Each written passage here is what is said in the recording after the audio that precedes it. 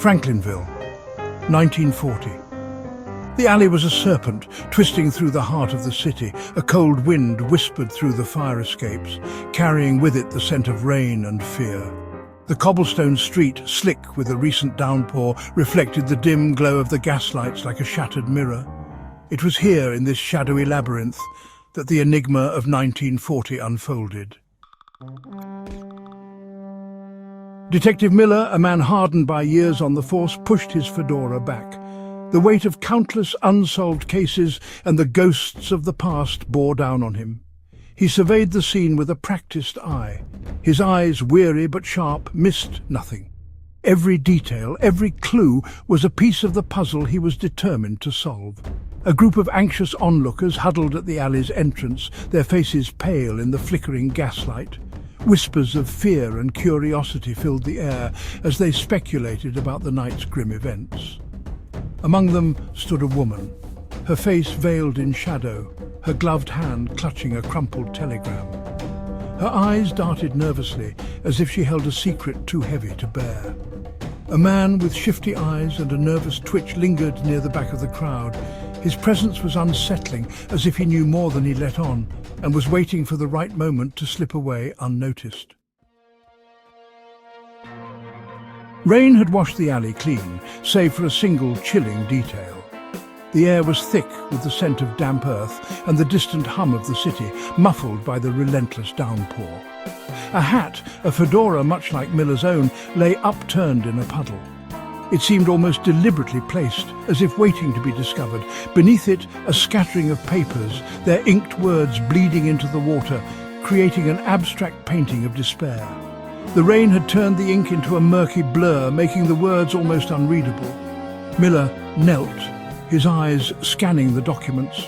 A theatre ticket, a half-smoked cigarette, and a telegram, identical to the one clutched in the veiled woman's hand, lay scattered like fallen leaves.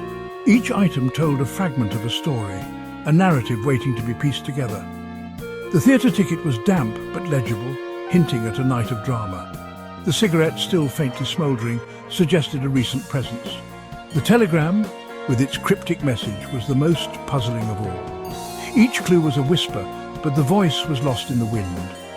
Miller knew that these fragments, though seemingly insignificant, held the key to unravelling the mystery that lay before him. Days bled into weeks, each one failing to unravel the enigma of the fedora in the alley. The townsfolk whispered about it in hushed tones, their curiosity piqued, yet their fears unspoken. The alley, once a mundane passageway, had now become a symbol of the unknown, a place where reality blurred with the surreal. The veiled woman, identified as Miss Eleanor Vance, a renowned musician, refused to speak, her silence echoing the growing mystery. Her presence in the town was as enigmatic as the fedora itself. Some said she knew more than she let on, her eyes holding secrets that words could never convey. Her music, once a source of joy, now seemed to carry a haunting melody, resonating with the town's unease. The man with the shifty eyes, a known gambler named Lucky Lombardi, disappeared from Franklinville, leaving behind a trail of unpaid debts and unanswered questions. His sudden departure added another layer to the mystery. Was he running from something, or perhaps someone? The townspeople speculated endlessly, their imaginations running wild with theories and suspicions. And so the case grew cold, the alley returning to its usual symphony of shadows and whispers.